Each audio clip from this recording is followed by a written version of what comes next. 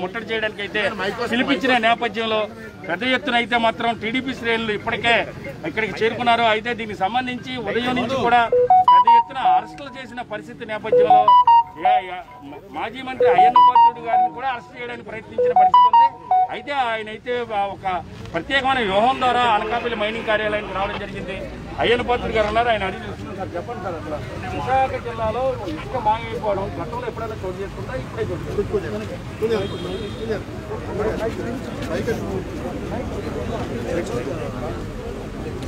ఒకసారి చెప్తున్నా నా ఉద్దేశం.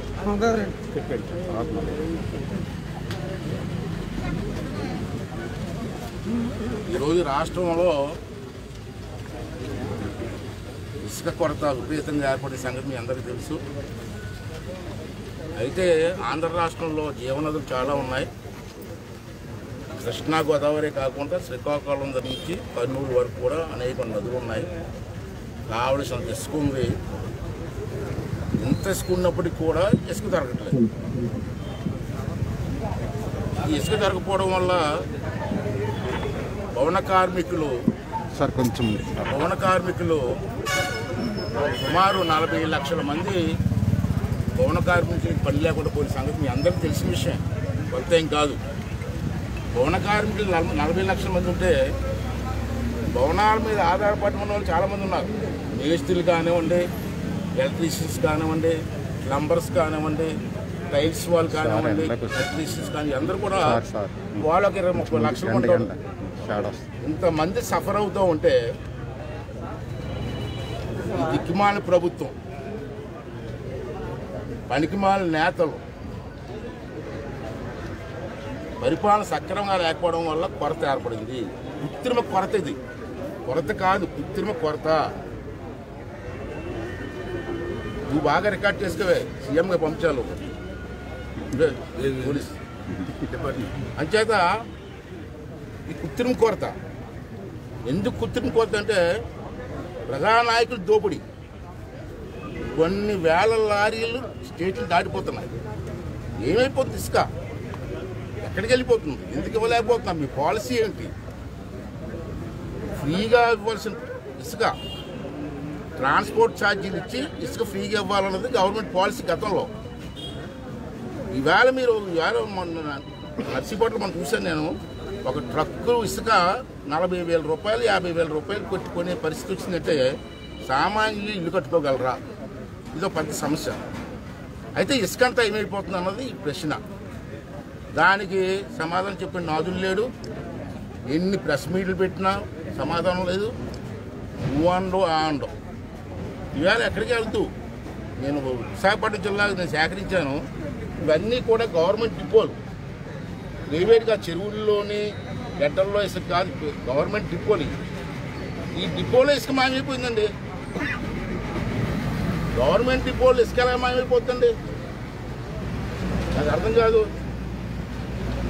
అనకాపల్లి డిపోలో 4,400 టన్నులు కనపట్లేదు, మాయమైపోయింది. ఎవరు తెప్పించాడండి?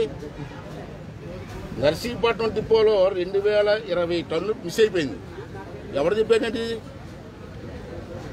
ముడసల్లో 2,160 టన్నులు మిస్ అయిపోయింది. అచ్యుతాపురంలో ఎలమంచిల దగ్గర 1,500 టన్నులు మిస్ అయిపోయింది. అగనంపూడిలో 1,260 టన్నులు కనపట్లేదు. చోడవరంలో 700 టన్నులు మిస్ అయిపోయింది. భీమిలి మంత్రి గారు స్వయంగా ఉన్నటువంటి నియోజకవర్గంలో భీమిలిలో కూడా 169 టన్నులు మిస్ అయిపోయింది. మొత్తం అంతా కలిపి సుమారు 14,000 టన్నులు ఒక్క విశాఖపట్నం జిల్లాలో గవర్నమెంట్ డిపోలు మిస్ అయింది. పైన దేవుళ్ళు రాత్రులు తోలిసి వాళ్ళు, పోలీసుల సహకారంతో తోలిసి వాళ్ళు, రెవెన్యూ వాళ్ళ సహకారంతో తోలిసి వాళ్ళు, మైనింగ్ వాళ్ళు డబ్బులు తెప్పి వీళ్ళు తోలిసి వాళ్ళు, అది వేరు. ఇది కేవలం డిపోలో మిస్ అయిపోయింది. అంటే ఒక జిల్లాలో 14,000 టన్నులు మిస్ అయితే రాష్ట్రం మొత్తం అయితే ఎన్ని లక్షల టన్నులు మిస్ అయిపోయింది, ఎంత దోషించుకుంటారు నా కొడుకులు. ఒకసారి మీరు అందరూ కూడా అర్థం చేసుకోవాల్సిన అవసరం ఉంది. దీనికోసం నేను 10 రోజుల నుంచి కూడా మైనింగ్ డిపార్ట్మెంట్ చెప్తూ ఉన్నాను. ఇలాగ మాకు దృష్టికి వచ్చింది, మా దగ్గర ఆధారాలు ఉన్నాయి, ఎందుకు మీరు ఆన్సర్ ఇవ్వట్లేదు? దీంట్లో ఎవరు దోపిడీ చేశారు? చెప్పాలి. దోషులు చేసి తెలుసుంటే మీరు వారి మీద ఏం చర్యలు తీసుకున్నారు, తీసుకోకపోతే మీకు కూడా వాటాలు ఉన్నాయా అని నేను అడుగుతూ ఉంటే కనీసం రెస్పాన్స్ లేదండి. కలెక్టర్ గారి రెస్పాన్స్ లేదు, జాయింట్ కలెక్టర్ రెస్పాన్స్ లేదు, మరి ఇవాళ ఇక్కడ ఉన్నటువంటి మైన్స్ డిపార్ట్మెంట్ రెస్పాన్స్ లేదు. మరి ఇవాళ మేము వచ్చాం. ఎందుకు వచ్చాం? పోలీసులు పెద్ద అడవాడు చేశారు. ఉదయం 5 గంటలకి హౌస్ అరెస్ట్లో నర్సీపట్నంలో మా కుర్రలందరినీ హౌస్ అరెస్ట్ ఉదయం 5 గంటలకే. యలమంచిలో అరెస్టు, చోడవారులో అరెస్టు, మన గోవింద్ గారినేమో పెంచుతుల అరెస్టు, అనిత గారినేమో విశాఖపట్నం హౌస్ అరెస్టు. ఏం చేసామండి? పూజలు చేసాం, మేమేమో దొంగతనం చేసామా? మేము గజ్జి దొంగలమా? అరే మేము అడగడానికి వచ్చామండి. ప్రజాస్వామ్యం ప్రజల తాలూకు ఆస్తి దోపిడీ జరుగుతూ ఉంటే ఏంటి అన్యాయం అడగడానికి వస్తే మమ్మల్ని అరెస్ట్ చేస్తారా? మమ్మల్ని ఆటంకం పరుస్తారా? ప్రజాస్వామ్యంలో ఉన్నామని మనం ప్రజాస్వామ్యంలో మాట్లాడే హక్కు మాకు లేదా? ప్రశ్నించే హక్కు మాకు లేదా? ఇదండి నిజం పరిపాలన అండి. పూర్వం సామెత ఉంది, పోయే కాలం వస్తే ఇటువంటి తప్పుడు నిర్ణయాలు చేస్తూ ఉంటారండి. ఈ జగన్మోహన్ రెడ్డికి పోయే కాలం వచ్చింది, అందుకే ఇటువంటి నిర్ణయాలు తీసుకుంటున్నారు. యాదగిరితో ఆటలాడుకుంటావే నువ్వు? దొబ్బించాలదా? కోట్లాది రూపాయలు దొబ్బుతున్నావు, అందరికీ తెలుసు. ఇసుక కూడా దెబ్బెత్తారా? ఇదే మీరు చేసి పరిపాలన ఏంటంటే దౌర్బల్య పరిపాలన. ఇంకా నాకు బాధాకరమైన విషయం ఏంటంటే వీళ్ళు పోలీసులు ఉన్నారు, అందరూ రికార్డ్ చేస్తాను. ఇప్పుడు రాసుకుని ఇవాళ మాట్లాడే మాకు స్వేచ్ఛ ఉంది, రాజ్యాంగం మాకు ఇచ్చిన హక్కు. మా హక్కుని కాలరాయడం అంటే చాలా పొరపాటు, దానికి సెక్షన్లు ఉన్నాయి. దాని మీద అనకాపల్లి సీఏ దగ్గర నుంచి, అనకాపల్లి ఎస్ఐ దగ్గర నుంచి, నర్సీపట్నం సీఏ అందరి పేర్లు రాసుకొని వీళ్ళు నేనే హైకోర్టులో వేస్తాను. ఇవాళ మా పౌర హక్కులు భంగం కల్పించారు. పౌర హక్కులు భంగం కల్పించే హక్కు మీకు ఎవరిచ్చారు? మీ పోలీసు వాళ్ళకి. ఏం తప్పు చేసావు నాకు మమ్మల్ని అరెస్ట్ చేయడం? దొంగలకు మీరు మాట్లాడకూడదు, మేము మాట్లాడకూడదా? దొంగతనం చేస్తూ ఉంటే 18 నెలల బట్టి చూస్తున్నాం. ఈ పద్ధతి అండి ఇది. నేను వదిలిపెట్టే ప్రసక్తే లేదు. ఇందాక చెప్పాను నేను, వదలని మీటింగ్ లేకపోయినా పర్లేదు, నేను వదలకూడదు. అందరికీ కోర్టులు ఎక్కించి పౌర హక్కులు భంగానికి ఒక చట్టం ఉంది. అది మా హక్కుల్ని భంగపరచడానికి పోలీసులు ఎవరు, ఈ డిపార్ట్మెంట్లో ఎవరు నాకు అర్థం అవ్వదు. నేను వదిలిపెట్టే ప్రసక్తి లేదని చెప్పి ఈ సందర్భంలో మనం చేస్తాను. ఇంకా బాధాకరమైన విషయం ఏంటంటే A1లు A2లు దొంగనా కొడుకులు డబ్బులు చెప్పిన వాళ్ళేమో వాళ్ళకి పోలీసులు బందోబస్తు. అరే దొంగతనం జరుగుతుందా, కాపాడండి అని చెప్పి అడగడానికి వస్తే మమ్మల్ని అరెస్ట్ చేస్తారు. ఏ కన్యాయం నాకు అర్థం అవ్వదు. మరి విజయసాయి రెడ్డి గారు ఉన్నారు A2, అది విశాఖపట్నం వస్తే ఎంత బందోబస్తు అండి అమ్మ. దొంగోడు A2 పెద్ద క్రిమినల్, ఆడికి పోలీసులు బందోబస్తా? మేము న్యాయం కోసం మాట్లాడుతుంటే మాకేమో అవసరం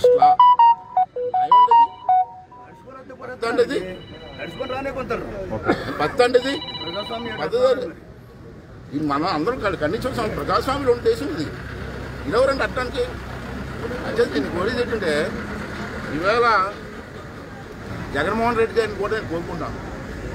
వచ్చావు, మా కర్మకాలిపోయావు, ప్రజల కర్మకాలిపోయిపోయి, రాష్ట్రం కర్మకాలిపోయి ముఖ్యమంత్రి అయ్యావు. బ్రహ్మాండ మెజార్టీ నీకు వచ్చింది. ఆ మెజార్టీ అది చేతిలో పెట్టుకొని బ్రహ్మాండ పరిపాలన అందించిన బాధ్యత నీ మీద ఉంది. ఇవాళ చూస్తున్నాం 18 నెలల్లో నువ్వు చేసింది ఒక మంచి పని చెప్పయా చెప్పు. ఆఖరి పోలవరాన్ని కూడా ఇది ఇంట్లో పెరట్లో ఉన్న ప్రహారీ గోడ లాగా ఎత్తి పెంచేస్తాడట, ఎత్తి దించేస్తాడట. ఈ ప్రహారీ గోడ ఏంటంటే ఎత్తులు పెంచేయడానికి దించేయడానికి పెద్ద డ్యామ్ అది. కొన్ని లక్షల మంది నీరు ఇచ్చే డ్యామ్ నట్టు పెంచేస్తాడు, దించేస్తాడు. ఇస్తే పెంచేయడం దించేయడం ఎంత దౌర్భాగ్యం అండి ఇటువంటి నాయకులు. అంచేత నేనేమంటానంటే ముఖ్యమంత్రి గారు కలుగు చేసుకోవాలి. తెలిసి జరుగుతున్నాయా ఏంటి పరిపాలన, ఏంటి దౌర్భాగ్య పరిపాలన. పూర్వం సామెతలు ఉన్నాయి, హిస్టరీ ఉంది. శిశుపాలుడికి 100 తప్పులైపోతే పేకడిసి కట్టేసాడు శ్రీకృష్ణ భగవాన్. అప్పుడే జగన్మోహన్ రెడ్డి వంద తప్పులు అయిపోయాయి, కట్ చేసే టైం వచ్చేసింది, దాంట్లో అనుమానం లేదు. కానీ ఇదేం అరెస్ట్మెంట్ అండి, మాట్లాడితే అరెస్ట్మెంట్, ఎక్కడ పడితే అక్కడ హౌస్ అరెస్ట్మెంట్. ఏం తప్పు చేసామండి? ఇప్పుడు ఇంతమంది నేను ఇవాళ ఉదయం అబ్జర్వ్ చేస్తున్నాను, ఉదయం 5 గంటల నుంచి అబ్జర్వ్ చేస్తున్నాను. మమ్మల్ని హౌస్ అరెస్ట్ చేయడానికి ఎంతమంది పోలీసులు కాపలాస్తారు మీకు?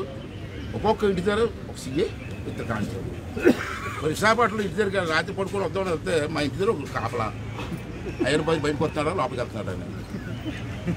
ఇంతమంది జిల్లా మొత్తం మీద ఇంతమంది పోలీసులు కాపలా పెట్టారు కదా, ఎంత మెన్న వేస్ట్ అయిందండి మీకు, ఎంత టైం వేస్ట్ అయిందండి. ఆ మెన్నంతా గంజాయి పట్టుకోవడానికి ఉపయోగించుకోవచ్చు కదా మీరు, పోయిన ఇసుక పట్టుకోవడానికి ఉపయోగించవచ్చు కదా, నాటు సారం కంట్రోల్ చేయడానికి ఉపయోగించవచ్చు కదా మీరు. దాంట్లో పోలీసులు అందరికీ వాటా ఉంది, గంజాయిలో వాటా లేదా, నాటు సారాలు వాటా లేదా? రమ్మని దమ్ముడు రమ్మని, నా ముందు రమ్మని మాట్లాడుకుని వెళ్ళి ఏ ఎస్ఐకి ఎంత వెళ్తుందో, ఏ స్టేషన్కి వెళ్తే చెప్తాను నేను. ఇలాంటి మామూలు మాట్లాడదు మా గురించి. మర్యాద ఇచ్చే వరకు మర్యాద ఇస్తాం మేము కూడా, మర్యాద తప్పితే మా పని లేదు. వాళ్ళు ఏదో అనుకున్నారు జగన్మోహన్ రెడ్డి భయం పెడితే బెదిరిపోతాడు, అదొక చనిపోతారని. ఎక్కడో కడప నుంచి వచ్చిన ఈ రెడ్డి గారికి మోకాలు నీరు తాగి కరం మాకేం పట్టిందండి? ఎవరు నువ్వు ఎక్కడ కడప నుంచి వచ్చి ఇక్కడ మా మీద పెడతాను అండి, ఇక్కడ ఉత్తరాంధ్ర మీద పెడతాను అంటే నీకు బొక్కలు, బీసీల మీద పెడతాను నీకు. బీసీ లీడర్లు అందరినీ అనగదొక్కాల ఏంటి? ఎలాగలగలుగుతాం? భయపడిపోతాం మేము ఏమన్నా? ఏం భయపడే ప్రసక్తి లేదు, జైలుకి వెళ్ళడానికి సిద్ధంగా ఉన్నాం. ఎక్కడి నుంచో వచ్చాడు వరంబోకోడు క్రిమినల్, నీ మోకాలలో చేతులు నీళ్ళు తాగవలసిన కర్మ మాకేమి పట్టలేదని చెప్పుకోవడం మనం చేస్తాం. అంచేత ఇవాళ నేను డిమాండ్ చేసేది ఏంటంటే, ఇవాళ రిప్రజెంటేషన్ ఇవ్వడానికి వెళ్తున్నాం. రిప్రజెంటేషన్ అయిపోయింది అనుకుంటున్నారు వాళ్ళు, వదిలిపెట్టి ప్రసక్తి లేదు. ఈ రిప్రజెంటేషన్ మీద మేము అడిగేది ఒకటే న్యాయం. ఏంటంటే న్యాయం ఏంటంటే, మేము చెప్పిన ఇసుక న్యాయం అయిపోయింది, ఆధార్ రికార్డులు సహా ఉన్నాయి. మరి మీ ముఖ్యమంత్రి గారు ఏమో డిపోలో సీసీ కెమెరాలు పెట్టేస్తున్నాడు. ఆ సీసీ కెమెరాల తాలూకు అవుట్పుట్ ఏంటి చూపించండి. అసలు సీసీ కెమెరాలు ఉన్నాయా? లేవు. పెట్టారు ఎమ్మెల్యేలు తీయించేస్తే తీసేశారు. ఎందుకంటే ఎమ్మెల్యేలు మరి లోన్లు పంపించాలి కదా, రికమెండేషన్ తీసేశారు. ఈ అవుట్పుట్ ఏంటి? సీసీ కెమెరాలు అవుట్పుట్ ఏంటి చెప్పండి. ఈవేళ దొంగలు పట్టుకొని యాక్షన్ తీసుకుంటారా? ఈవేళ నా లెక్క ప్రకారంగా, గవర్నమెంట్ రేట్ ప్రకారంగా ఈ 14,000 టన్నుల ఖరీదు 2-3 కోట్ల రూపాయలు విలువ. ఈ డబ్బు ఎవరు తెప్పాడు? వాడి మీద మీరు ఎందుకు యాక్షన్ తీసుకోవట్లేదు? ఆ యాక్షన్ తీసుకుంటారా తీసుకోరా అని చెప్పి అడగడం కోసం వచ్చాం. తీసుకోకపోతే ఏం చేయాలో మాకు తెలిసి చేస్తాం, అది వేరు. రిప్రజెంటేషన్ ఇవ్వడానికి వచ్చాం, దానికి ఇంత అడవరు చేశారు. నీకు 5 గంటల నుంచి కుర్రోళ్ళు అందరిని తీసుకెళ్ళి లోపటేసేసి నర్సీపట్ల ఇంకా వదలలేదు. ఇక్కడ సీఏ గారు ఏమో నేను మాట్లాడాను, సార్ ఏంటి రిప్రజెంటేషన్ చెప్తారు, సరే ఇచ్చుకోండి అన్నారు. అక్కడ ఇంకా అరెస్టులు, నాతవరంలో అరెస్టులు, గొలుగొండలో అరెస్టులు, అచ్యుతాపురంలో అరెస్టులు. ఏంటండి నక్సలైట్లవా, లేకపోతే ఎవరికైనా ద్రోహం చేసావా, ఎవరైనా కొట్టి చేసావా, ఏమైనా దోపిడీ చేసావా? ఇవన్నీ కూడా పద్ధతి కాదు. ఇప్పటికైనా జగన్మోహన్ రెడ్డి గారు కళ్ళు తెరవండి, లేకపోతే పోయే కాలం వస్తుంది. జనం ఎదురు అనుకోకండి.